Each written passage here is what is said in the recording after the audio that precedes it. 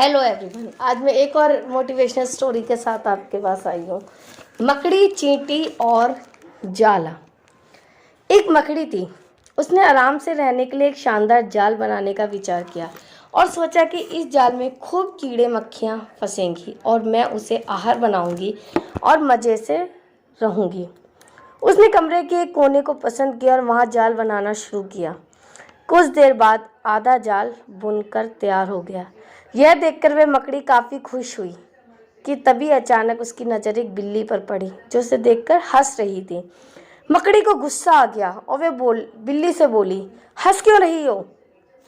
हंसू नहीं तो क्या करूं? बिल्ली ने जवाब दिया, यह मक्खियाँ नहीं, ये तो जगह तो बिल्कुल साफ सुथरी है, यहाँ कौन आएगा तेरे जाल में? यह बात मकड़ी के गले उतर गई। उसने अच्छी सलाह के लिए बिल्ली को धन्यवाद दिया और जाला अधूरा छोड़ के दूसरी जगह तलाश करने लगी।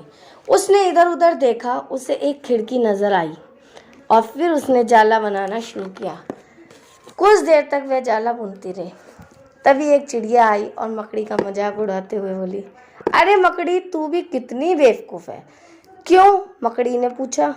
चिड़िया उसे समझाने लगी, अरे यहाँ तो खिड़की से तेज हवा आती है, यहाँ तो तू अपने जाल के साथ ही उड़ जाएगी।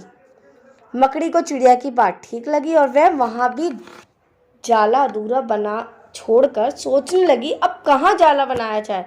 समय काफ़ी बीत चुका था और अब उसे भूख भी लगने लगी थी। अब उसे एक अलमारी का खुला दरवाज़ा दिखा और उसने उसी में अपना जाल बनाना शुरू किया। कुछ जाल बुना ही था, तभी उसे एक कॉकरोच नजर आया जो जाले को अचरज भरे नज़रों से देख रहा था। मकड़ी ने पूछा, इस तरह क्यों देख रहे हो? कॉकरोच बोला, अरे यहाँ कहाँ जाला बुन चली आई, ये तो बेकार की अलमारी है, अभी ये यहाँ पड़ी है, कुछ दिनों बाद इसे बेच दिया जाएगा और तुम्हारी सारी मेहनत बेकार चली जाएगी। ये सुनकर मकड़ी ने वहाँ से हट जाना ही बेहतर समझा। बार बार प्रयास करने से वे काफ़ी थक चुकी थी और उसके अंदर जाला बुनने की ताकत नहीं बची थी। भूख की वजह से वे परेशान थी। उसे पछतावा हो रहा था कि अगर पहले ही जाल बुन लेती तो अच्छा रहता, पर अब वह कुछ नहीं कर सकती। उसकी हालत में पड़ी रही।